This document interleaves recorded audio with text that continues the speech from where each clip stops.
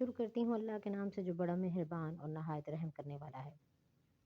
आज मैं आपके लिए बहुत ही मज़ेदार सी खीर की रेसिपी लेकर आई हूँ, जो कि बहुत ही ज़्यादा पसंद की जाती है और बहुत ही आसान तरीके से बनाई जाती है। रजब का महीना स्टार्ट हो चुका है और इसमें मीठी टिक्कियाँ, मीठी खीर वगैरह, मीठा हलवा वगैरह बनाया जाता है याद दिलाने के लिए। तो आज मैं आपके लिए मीठी खीर की रेसिपी लेकर आई हूँ। तो शुरू कर लेते हैं। बिस्मिल्लाहिर्रहमानिर्रहीम। सबसे पहले मैं चीज़ें बता देती हूँ आपको। मैंने आधा कप चावल लिए हैं, आधा कप ही चीनी ली है और दूध मैंने लिया है तकरीबन 2 लीटर के करीब। और गार्निशिंग के लिए कुछ बादाम और गिरी ली है और खुशबू के लिए बीच में इलायची डालने के लिए ली है। तो सबसे पहले हम इसे शुरू कर लेते हैं। तो जो मैंने चावल हैं उनको मैंने कम से कम 3 से 4 घंटे पहले भिगो दिया था। आप चाहें तो इसको पूरी रात के लिए भिगो सकते हैं, ओवरनाइट। तो मैंने इसको 4-5 घंटे भिगो दिया था। अच्छे तरीके से ये नरम हो चुके हैं, ये देखिए आप। और उनको हाथों से इस तरह मैंने मल दिया था ताकि ये चावल अच्छे तरीके से मैश हो जाएँ। तो दूसरी तरफ मैंने चूल्हे पे कढ़ाई रख दी थी, उसमें मैंने पानी गर्म होने के लिए रख दिया था और उसमें ये चावल मैंने डाल दिए। चावल मैंने लिए थे हाफ कप और पानी मैंने इसमें डाला है 2 कप, ठीक है? आपने इस चीज़ का भी ख्याल रखना है कि 3 गुना से ज़्यादा आपने पानी रखना है। तो इसको अब हम थोड़ा-सा इसमें पका लेंगे अच्छे तरीके से। चावल जब गल जाएँगे और पानी थोड़ा-सा खुश्क हो जाएगा, ये आप देखिए चावल फूल गए हैं और पानी भी खुश्क हो गया है। पानी आपने इसका निकालना नहीं है, इसी में आपने इसको खुश्क करना है थोड़ा-सा और इसको चम्मच की मदद से ऐसे मैश करना है। ये आप देखें इस तरह से मैं इसको मैश कर रही हूँ। अगर आप चम्मच की मदद से करना चाहते हैं तो उसके साथ कर सकते हैं, वरना इस तरह ये दाल वगैरह घोटने के लिए हम लोग इस्तेमाल करते हैं अक्सर औक़ात, तो ये घरों में होता है। तो इसके साथ भी आप इसको मैश कर सकते हैं। ग्राइंड मैं इसलिए नहीं कर रही कि फिर वो चावल बिल्कुल बारीक से हो जाएँगे। इस तरह आपके चावल बीच में दाने से रहेंगे, तो वो बिल्कुल ऐसे लगेगा जैसे बाज़ार की खीर होती है, रबड़ी वाली खीर होती है। तो बहुत ही मज़े की ये खीर बनती है।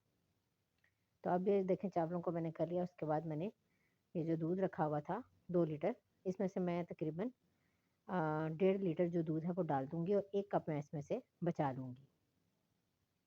ठीक है? ये देखिए, इस तरह डालकर मैंने इसको लो से मीडियम फ्लेम पर पकने के लिए छोड़ दिया है, ताकि इधर चावल इसमें गलना शुरू हो जाएँ अच्छे तरीके से और दूध भी थोड़ा-सा खुश्क हो जाए। इसी दौरान जो लोग मेरे चैनल पर नए हैं, उनसे मेरी रिक्वेस्ट है कि वो मेरे चैनल को लाइक करें, शेयर करें और सब्सक्राइब करें और साथ लगे हुए बेल आइकन को ज़रूर प्रेस करें, ताकि उनको मेरी हर आने वाली वीडियो का नोटिफिकेशन मिलता रहे। अब आप देख सकते हैं कि चावल अच्छी तरह से बीच में मिक्स हो रहे हैं और दूध भी गाढ़ा हो रहा है। तो इसको मैंने दूसरी साइड पे एक पैन लिया है, उसको मैंने गरम किया, उसमें मैंने जो चीनी थी तकरीबन हाफ कप, उसको बिल्कुल लो फ्लेम पर मेल्ट करूँगी। इसको बिल्कुल आपने लो फ्लेम पे करना है, अगर हाई करेंगे तो ये जल जाएगी। इसको आपने बिल्कुल लो फ्लेम पर आहिस्ता-आहिस्ता ये मेल्ट होती जाएगी।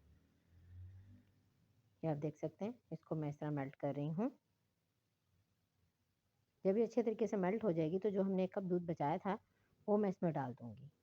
ठीक है? ये देखें, ये मैंने उसमें वो 1 कप जो दूध था, वो मैंने इसमें डाल दिया। अभी बीच में चीनी ऐसे लग रही है जैसे बिल्कुल जम गई, नहीं, ये खुद ही अभी इसमें मेल्ट हो जाएगी और दूध का कलर भी चेंज हो जाएगा। ये आप देखें, इसको मैं आहिस्ता-आहिस्ता हिला-हिला के इसको मेल्ट करती जाऊँगी इसके अंदर। ये जब मिक्स होता जाएगा आहिस्ता-आहिस्ता ये पिघल जाएगा खुद ही। देखें बिल्कुल पिघल के और इसका दूध का कलर भी देखें कैसे चेंज हो गया है। अब जो हमने उधर खीर दूसरी साइड पे हमारी पक रही थी, उसमें मैंने खुशबू के लिए ये इलायचियाँ रखी थी, इनके मैंने मुँह थोड़े से खोल दिए थे और वो भी मैंने बीच में डाल दी ताकि खीर में अच्छी सी खुशबू आए। अब साथ में जो हमने इसका दूध और चीनी का शीरा बना कर रखा था, वो भी हम इसके अंदर डाल देंगे और इसको अच्छे तरीके से मिक्स करेंगे। ये देखें, इसको मैंने अच्छे से डाल दिया है। अब इसको भी मैं मिक्स करके तकरीबन 10 मिनट के लिए लो फ्लेम पर, लो से मीडियम फ्लेम पर पकने के लिए रख दूँगी, ताकि ये भी अच्छे तरीके से मिक्स हो जाए और बिल्कुल इसकी शक्ल आप देखें ऐसे जैसे बाज़ार की खीर होती है, रबड़ी वाली खीर होती है। ये देखिए कितनी प्यारी इसकी लुक आ रही है। तो इसके बाद फिर इसमें मैं थोड़ा-सा इसको चावलों को मैश करने के लिए इसको थोड़ा-सा चम्मच की मदद से मैश करूँगी, या आप उसके साथ इसको मैशर के साथ भी इसको मैश कर सकते हैं। मैं इस तरह से इसको थोड़ा-सा मैश करूँगी। तो ये देखें अब ये रेडी हो चुकी है। ये थोड़ी-सी मैंने इसलिए पतली उतारी है कि ये भी ठंडी होगी तो ये गाढ़ी हो जाएगी, ठीक है? तो आप इसको बहुत ज़्यादा थिक ना करें, ताकि ये ठंडी होने के बाद तो बहुत सख्त हो जाएगी। इसको मैं आपको सर्व करके दिखाती हूँ, ये इसकी फाइनल लुक।